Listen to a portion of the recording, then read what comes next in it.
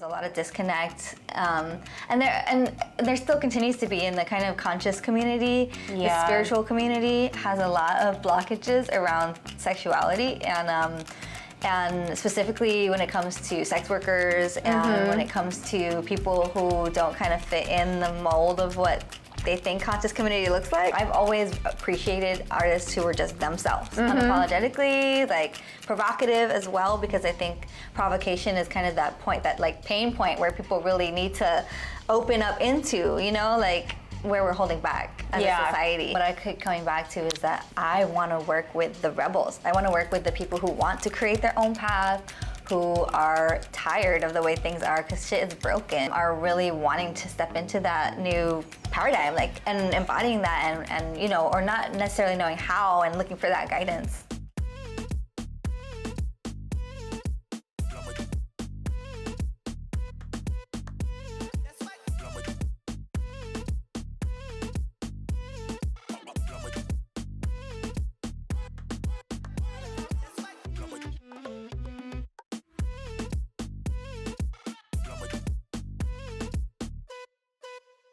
Thank you for joining me today. This is Alyssa Aparicio, and tell us a little bit about what you've been working on and what you want the world to know about you. Yeah, so I am an erotic performer, a choreographer, and I have a brand. I'm a founder and CEO of Pussy Empowered. So I do Pussy Empowered dance, I have Pussy Empowered events, Pussy Empowered party, I have a virtual membership program, and I have a podcast. Amazing. Okay. And have you always been doing all those different things, or like how did you start it and how did it morph into where you're at right now? Well, I've always been a really multi-passionate person, so just like wanting to do everything all at once and so many different visions. And I was working on a lot of different things before I went down this path. And I was a fashion model, I was an editor, I started a magazine with a group of friends, like there were so many different avenues, and then I really started to get clear about what the central theme between all of those things was. And when I kind of listed them out and brainstormed, I realized that pussy power was at the center. So ever since I started teaching Pussy Empowered dance specifically first, and that was in 2019, right before the pandemic. And yeah, during the pandemic, I started to get clearer on all the different kind of avenues that could take. That my passion for pussy power, which has been, you know, a lifelong theme for me, you know, ever since the girl power days of Spice Girls, like that's been a whole lifelong thing. So it's kind of morphed into having more of a direction and more of a focus, and that's been where things kind of took off in terms of what happened next from there. Okay, so how did you get in 2019 to starting these classes from where you were before that? Like, what's the bridge between those two? Yeah, so let's see. I was performing a lot, and I was dancing a lot, and starting to begin to focus on teaching. And I was also taking so many. I was learning underneath a lot of really potent empowerment coaches at that time in a lot of different areas. And I knew that I wanted to focus my energy and bring forth that empowerment, coaching myself. And I was kind of just exploring, you know, what's out there and building up my own confidence to step into that leadership role. So when I started Pussy Empowered Dance, it was kind of noticing like what I was feeling like was missing from that sphere, and what I felt like I would want to impart and share. And, you know, for me, a lot of that was around sexuality. Like I felt that there was a lot of disconnect, and there still continues to be in the kind of conscious community. The spiritual community has a lot of blockages around sexuality, and specifically when it comes to sex workers, and when it comes to people who don't kind of fit in the mold of what they think conscious community looks like. So I was finding that I felt really that it was very exclusive, and I wanted to create more inclusive spaces, and I wanted to, selfishly, I wanted to have that community for myself too, you know, where open-minded, liberated beings could come together and just practice that. Yeah, and you've shared a little bit on your Instagram about trying to be in the community and there being some hesitation or, you know, your name not being shown on lists and things like that. So is that a frequent occurrence, or is this like new? No, it's totally frequent, and it's been really an interesting journey because for me, like, I've always been just like, I'm gonna do my thing. I'm gonna be provocative. Like, I've always appreciated artists who were just themselves, unapologetically, like provocative as well, because I think provocation is kind of that point, that like pain point where people really need to open up into, you know, like where we're holding back as a society. For sure. And so I've been really comfortable with that. And it's been so just laughable to me to see the reactions, especially with the word pussy. Yeah. It is so triggering for so many people, and for me, it's so comfortable. So it's just been really fascinating to see people's reactions. And one of the main spaces, a couple of the main spaces, one has been the consciousness community, feeling like pussy is too vulgar or it's too, explicit. And then another arena has been, interestingly enough, like already the empowerment community, like the sensuality community and the pole dancing specifically, have been really averse to the terminology pussy and averse to being inclusive of strippers and sex workers, which I'm a stripper, and, you know, I have been proudly for the last maybe 7-8 years. Proudly because I also, you know, I come from a place of privilege to say that. Yeah. But I'm really passionate about destigmatizing that whole world, and it's been fascinating to see the way people react to that. It's like, wow. The irony that in a pole dancing class that they would have a stigma around the very thing that it originated from. Exactly. That's really interesting. So what sort of things do you do when you come up against those like hesitations and like resistance from other people in those communities? How do you work with that and like better show up in the community that you're advocating for? So for me, kind of a touchstone that I keep coming back towards is a good brand attracts and repels. Equally, supposedly, you know, and this one has really shown me that, like, hardcore.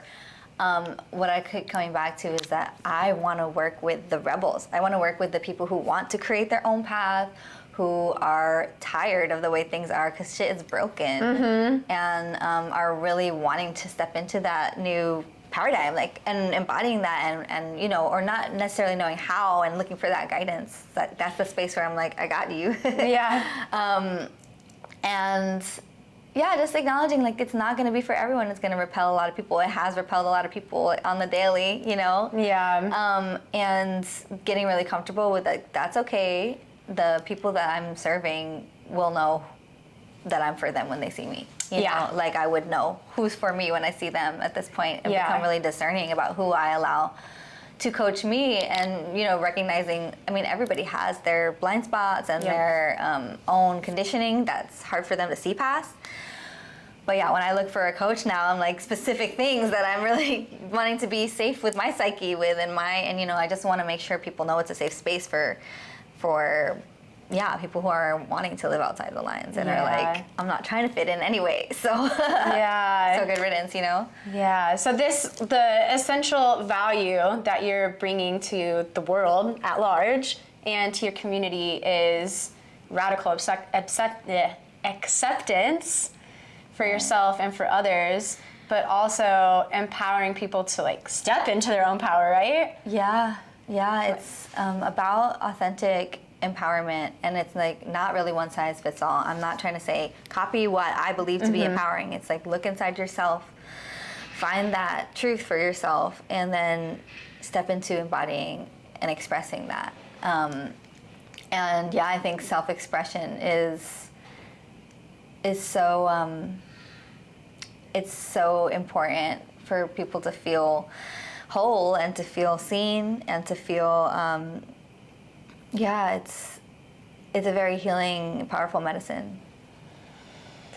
So over the course, 2019, 2020, the pandemic, 2021, we're in 2023 now. Like, what has changed in the ways that you're operating with your businesses, your community? Yeah. What has that been like? Well, I think when everything started opening back up post-pandemic, I definitely pivoted more towards in real life experiences. And one of those things being my live performance class. I do like a performance series that ends in an event, so that they get to perform at the party that we have. And super fun. Yeah, the live parties have been a lot of fun, and just, you know, feeling that community, and after that long period of not getting to feel each other has been really special. And now I'm also kind of relocating and wanting to continue to cultivate the virtual space that was thriving for a minute too. Yeah. And so now I'm like focusing more on trying to even that out, where there's in real life experiences and the virtual experiences as well. And so that's kind of been like, I guess the main focus of this moment for me is opening back up more channels to create that community. Okay. You've also been working on some music, and you just launched a song. What is that called? The song is called Ancestors' Wildest Dreams. Okay. And it's been out exactly a month now. Wow, congrats. That's so exciting. Thank you. Yeah, it's been a lifelong dream for me. And it's still kind of surreal to say that I did it. And, you know, yeah, it's been a really, as I've been holding space for other people to step into their self-expression, of course, when you're the teacher or the person guiding that space, you have to be doing that work yourself. Mm-hmm. And one of the things that I noticed and realized was like, I need to still free my voice, and I need to still step into those dreams that I've had. And so yeah, music was one of those things, and writing lyrics and putting out, you know, art in a different medium into the world. So that has been really liberating, and it's like I have to be practicing what I preach. Yeah, you totally. know. So it's pushed me as well to do that, and now I'm working on my second song. Oh my gosh, so exciting! Yeah. When do you think that will come out? Well, it's in the final stages now. So probably within the next 2 months, because you kind of have to plan outwards. So I'm learning all that kind of back end stuff. Yeah, totally. Yeah. There's like so much production that goes into everything. Yeah. It's like always like double the time you think it's going to take. I've been learning that with this channel. Yeah. Things take the time they take. And I notice you're paciente. Yeah, I literally have my mantras tattooed on my hands. It's going to be hard to like show the camera, but this is, be patient and listen. And I'm constantly having to remind myself of that. For sure. It's like for the rest of eternity. Yeah, just like patience is a big one that I haven't had a lot of. But you know, building your own business, that is something you have to remember every day. I feel like I'm talking myself down off of a ledge constantly, and I'm like, why am I freaking out over this little thing? It's like the little things add up, and then you get to the point where you're like, okay, we need to take a break, regroup. Yeah, it's important. You know, we default to the society that we're in, and it's like we've learned to burn ourselves out and go as hard as we can until we can't go anymore. And you know, that's something when you're building your own business and your own life. It's like really you got to be very conscious of what you're picking and choosing to be kind of your, you know, way. Yeah. And otherwise you end up just creating another structure that's the same as your old job or the old ways, and you know, being mindful of what do I want to break. Yeah. It's hard. Over the course of time, adding more things onto your business, like, you know, these limbs coming off of what you're doing, how have you been able to manage, like, I guess even mentally, all of those different things, and like having a strategy for all of it? Well, it's been a muscle or muscles that, you know, are new that I'm exercising, and really the stamina has been I want to say, it always comes back to that stamina, like that long-term vision. And when one project fails, or when one thing that you were working on doesn't go well, like remembering not to give up on the whole damn thing. Because that's kind of what a tendency that I have is like, well, this didn't work, nothing's ever gonna work. Yeah. And I kind of always go through that little mental loop afterwards, or so it's been like, okay, you have to look at the bigger picture and stay focused on the bigger mission. Yeah. And for me, it's like, I'm very passionate about this mission. It's not going anywhere. So it's having that awareness that no matter what, all these steps are leading me where I want to be. Like I am where I want to be because I'm taking these steps. Yeah. So it's and then in terms of like strategy and focus, I'm still working on it. I'm still working on it because as the new plates come in, I'm trying to spin those and the old ones, and I'm like, shit. But it's kind of taken on a life of its own at the same time. It's like, I know what the next most important thing is to focus on, I guess, and I just trust. Yeah. So you said that you're doing parties and events and dancing, you have your virtual classes. Is there like a priority to things that you're working on? Because you're also doing the music too. So how does that look for you, trying to balance all of those things and like push your business forward? Is there one area that's more like fulfilling to you, or that's more powerful for your business, or how does that all come together? I mean, for me, I'm really an artist first. Yeah. And I've been figuring out how to respect that because my art does fuel me, and it fuels even the building of the community. It's creating art with others and collaborating. And so in the last little while, I've been trying to really just put that first and allow that to be a motivating and immersive experience. Okay. Also, like, how do I include my community in my art? And how do I serve my community through my art? And how do they learn from the art that we're collectively creating? And so what I've been focusing more towards is creating more immersive artistic experiences where it's not just like, we're not just talking about empowerment and we're not just theorizing about it. We're having embodied, expressed experiences where we feel what it feels like to just liberate that expression. Our eroticism, our bodies and our spirits, and just let that be art that we make together. So that's like the party and the performance series have been that. And now as I create, the virtual space is now open, but as I just build that up, it's like, come on, let's make art together, because it feels so good to have something that you create from that as well, versus like, I went to a class and then the class ended. Yep. For me, the art is the fun part. So building that, integrating it has been the path I'm currently on. Okay. And when you meet challenging times or things aren't going right, if you feel like giving up or you're just having an off day, what helps you to, redirect, keep going, not forget your vision? Yeah. Well, if I might share, like, what I'm currently experiencing is that in this last week, I lost a dear friend, and part of that loss was that she was a trans woman who was, not finding the spaces to be seen and held for herself, for who she was. And I feel I should say her name, Ade Raphael, because, her spirit, to keep her spirit alive. Yeah. And so in the moments of this particular moment, it does remind me how important it is to have safe spaces, community, places for self-expression, because self-expression really can be a matter of life or death.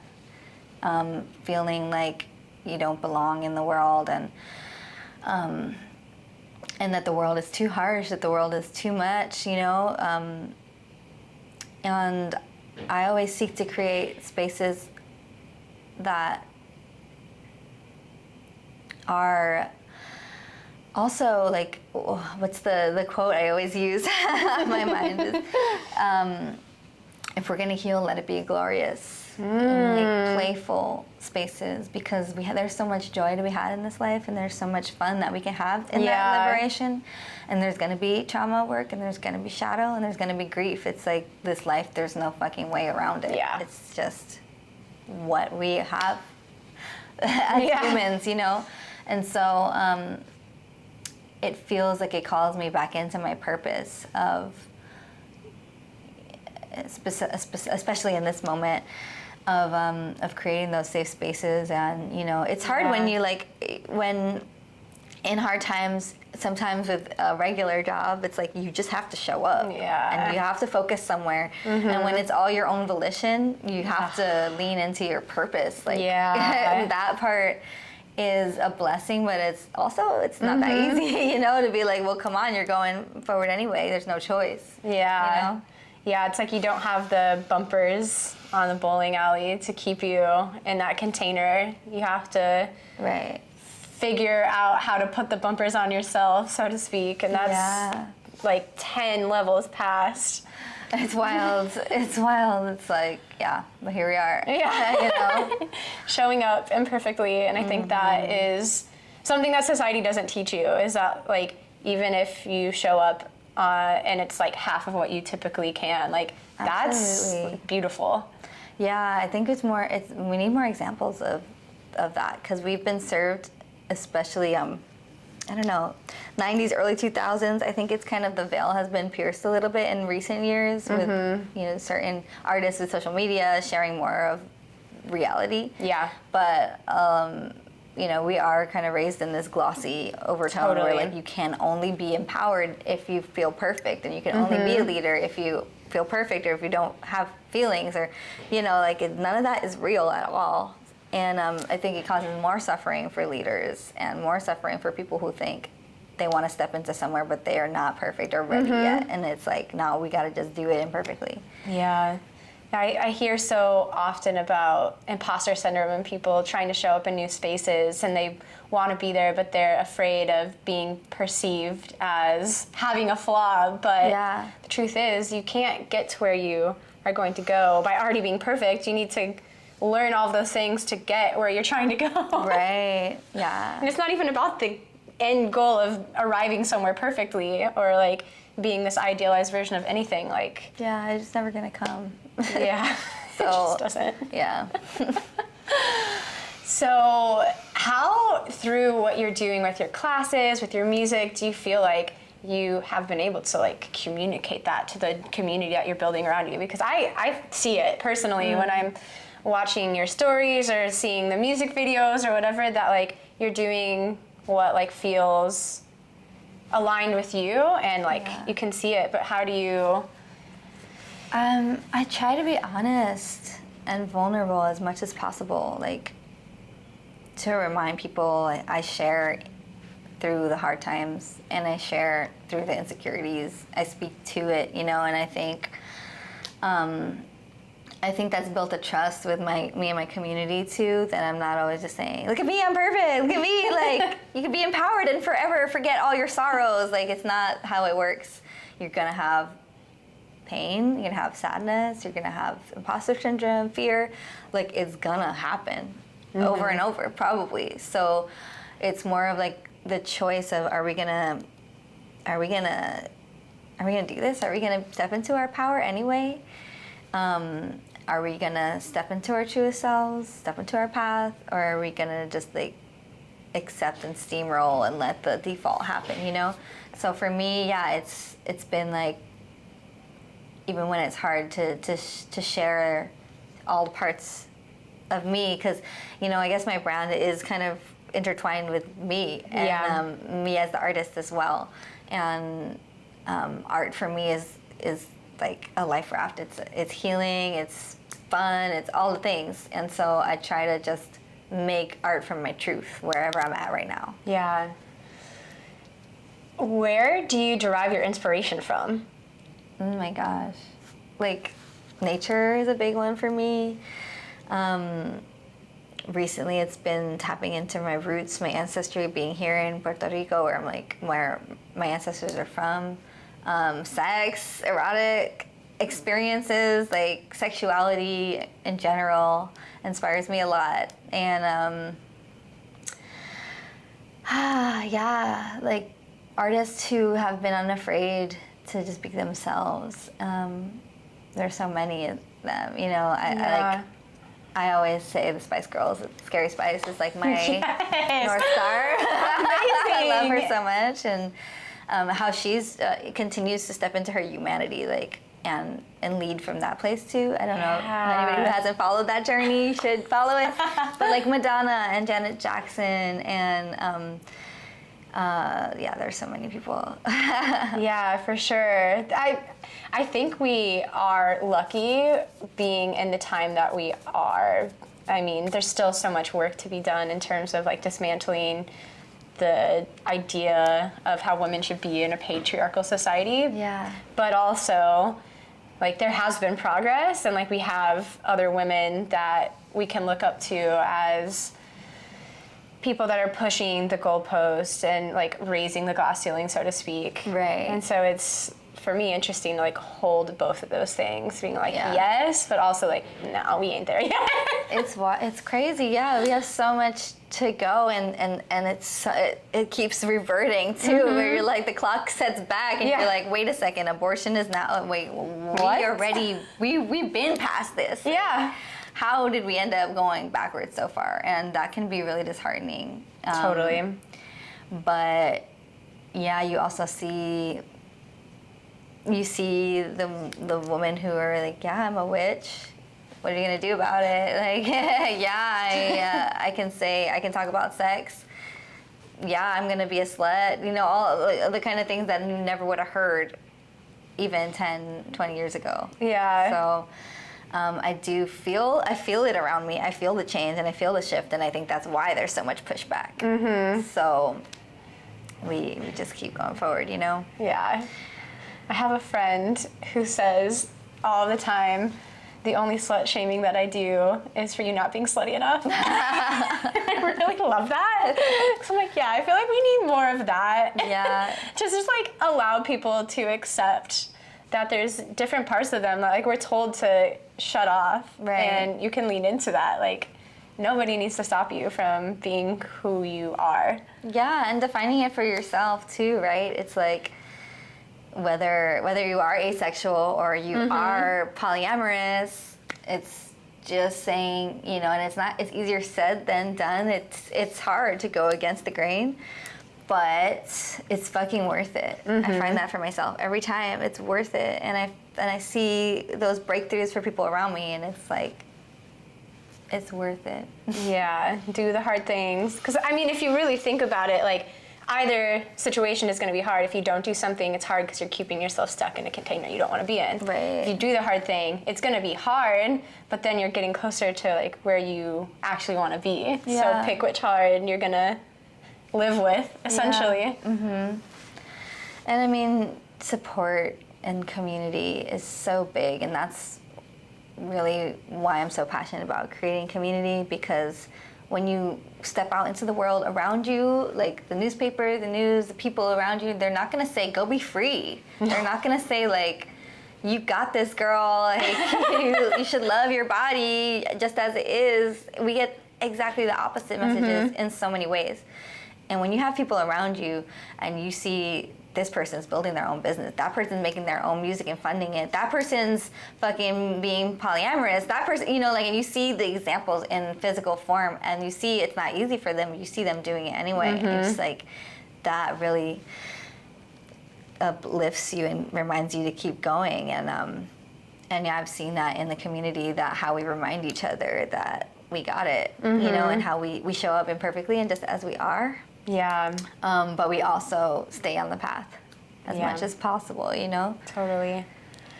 So you're Puerto Rican, mentioned that. Where did you grow up? Where have you been living? How did you get to where you are geographically located now? Because you've had like a journey. for sure. I'm from the Bronx, New York, and my family is Puerto Rican, Panamanian, and Mexican. Okay. I'm half Puerto Rican, so like on both sides of my family, I'm Puerto Rican. And after college, I went to college in Vassar College in New York, and I went across to LA, just following the sun. I was like, get me out of here. And I was in LA for about 11 years with a short stint in Spain, in Barcelona. And then I visited here right before the pandemic, Puerto Rico, and I was like, this is where my people are. Like, I never had, as an adult, because I came as a kid, but as an adult, I came and I was like, I just feel so at home. I need to be here. And so that was just in my head the last few years, and me and my partner have just been figuring it out. Like, we put everything in storage, and this was the kind of part of our journey where we're like, can we do this? Can we live here? And for me, the answer is just like, yes, I totally can. It's been so wild, the synchronicities and the flow that I've felt here. And, such a powerful moment of reclamation, because my grandparents left their homelands, and they left to go and find economic opportunity, better way of life. Yeah. And then my parents worked so hard and, in a lot of senses, achieved the American dream in terms of success. And they worked so hard to come and vacation. Yeah. In the places where their parents are from, what I mean? To go to the Caribbean, to go and be immersed in nature. And then it comes to my generation where I'm such in a place of privilege and blessing, and, to be able to choose. And it's been interesting seeing the resistance in my family. Like, how are you going to go back? Like, how are you going to live there? There's a lot of fear around it. There's a lot, I know that there's a lot of, it's not an easy place to live here as well, but my heart just like wants to be here so badly, and has found such comfort and beauty and joy in being here, and expansiveness. So yeah, that's why I'm here. It's like and I got to put out my song Ancestors' Wildest Dreams, even though I was working on it for the last few years. I got to put it out here. Yay! And that has been so surreal, and like such a portal of like, damn, I'm really out here. Yeah. Yeah, it's awesome that it aligned that way, that you get to have all of the context of working on that and then put it out into the world somewhere where you feel like you're meant to be. Yeah. It's like powerful. It's such a gift. That's so incredible. So with that song specifically, where did you get the idea from, the inspiration? How did you like make that happen? Yeah, I had been working on playing with music at that point. And then I experienced the loss, and that was like, what was that? Maybe a year and a half ago now. I lost my grandfather to COVID. Oh no. It was miserable. And I was home for those services and everything, and I was writing a lot because like it was a life raft again, like I said. I just needed to do something, and one day, like a couple days after the services, I just like wrote the lyrics, and that was like the first half of the song, and just the chorus and everything just flowed out. I am my ancestors' wildest dreams. And so it was like born in that moment, and it took some time to tease out, and like when I went back to revisit it, I was in a place of healing and more strength. And so it was like both energies. It was the grappling with that grief of the loss of my ancestors, like that reality of that loss, and then also I'm the living legacy of my ancestors. So now what? Like, I have the torch, so how am I going to live my life? And part of that has been on my own terms. Like, that's what I'm doing. And so, yeah, and I find myself now, like a month after it came out, in another place of immense grief, and the song is even more, it's like carrying me in this moment as well. Yeah, that's, it's like another reminder that everything had to come to a perfect culmination to allow you to be able to do life on your own terms, and you're doing it, and it's not easy, but it's still worth showing up for. Right. yeah, it's like in those moments when things are really disorienting and you don't know what way is up, but then you check in and you're like, well, I'm still passionate about what I'm doing somehow in the midst of all that. And that's when it's like, you know, that you're kind of in the right place, you know? That's been the feeling for me, is like, yeah, the world has gone to shit, but I'm still really passionate about this central thing. And that's a relief in a lot of ways, to have something to be passionate about. Yeah.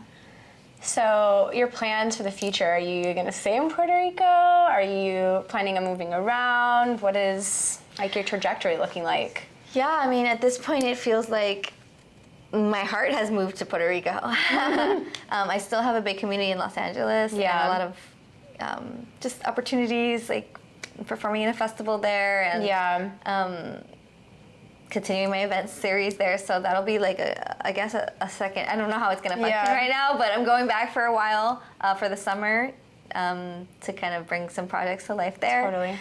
And I want to be here, but I definitely foresee doing retreats here. Okay. Thing I want to do, again, like these immersive art, empowerment, embodiment, expressive retreats. And so that's on the horizon. More music is definitely on the horizon. And it's kind of... Okay. So it seems like you have a lot of stuff to look forward to. Yeah. So is there anything out of all of that you have going on that you like really want people to know about, that you're like super hyped about?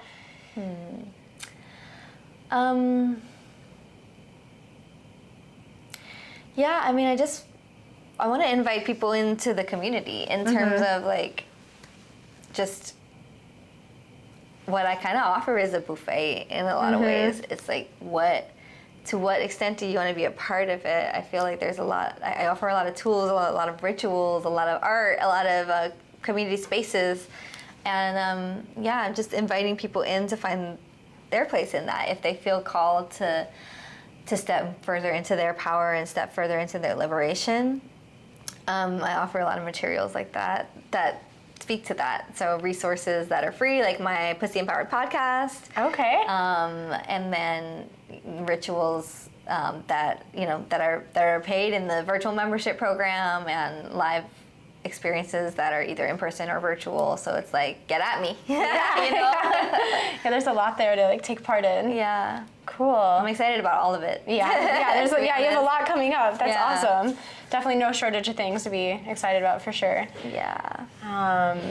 So I guess to kind of wrap up, what advice would you give to someone who wants to cultivate a life like the one that you're living? What advice would I give? I always just start with like, find your truth, what's true for you. Because if you can anchor into that, the embodiment and the expression comes from there. It's like you can, but it's harder to do anything until you have that core anchor for yourself. And finding your truth, honoring your truth, and finding support, honestly, in community that can remind you that you're worthy of that truth, that it's, that reminds you that you can do it and that you're loved along the way. And to, patience isn't the word because I still don't have that. For me, like, I don't know if I'm ever gonna have that, but like commitment to seeing it through, compassion too. Commitment and compassion. Yeah. Okay, so my last question, total curveball, but who is your ride to the airport? My partner. Okay. He's my ride to the airport. He's very good at being there for me. That's so great. Love that. Okay, well, thank you so much for joining me today. It's been a lovely conversation. Thank you for having me. Yeah, of course. I'm really looking forward to seeing all of the fun stuff that you have coming up. Yeah, I'm excited to share it. Okay.